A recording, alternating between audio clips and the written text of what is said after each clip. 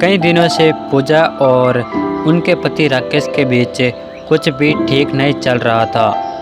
पूजा और उनके पति राकेश के बीच किसी न किसी बात पर रोज जंग हो रही थी। इसी बात को देखते हुए एक दिन पूजा ने अपने भाई को पूरी बात बताई। इस पर पूजा के भाई ने कहा, तुम एक काम करो, कुछ दिन के लिए हमारे घर पर आ जाओ।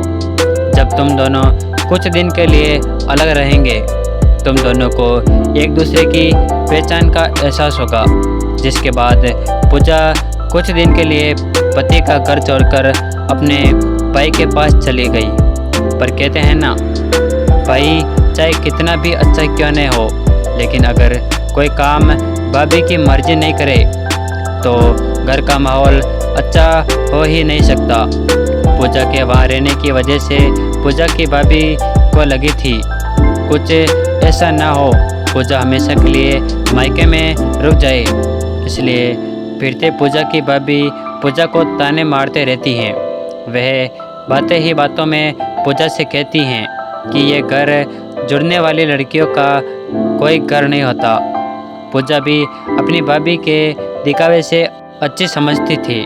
पूजा को कुछ दिनों में एहसास हुआ कि ये मेरा मायका नहीं बल्कि अब भाभी का घर है। तभी पूजा अपने भाई का घर छोड़कर वापस ससुराल आ गई और रास्ते पर यही सोचती रही कि अगर मेरी माँ जिंदा होती तो शायद आज मैं पियर से वापस नहीं आती। दोस्तों, मायका तभी है जब पियर में माँ हो। अगर आज मेरी माँ जिंदा होती तब ही मेरा मायका होता यहाँ पर।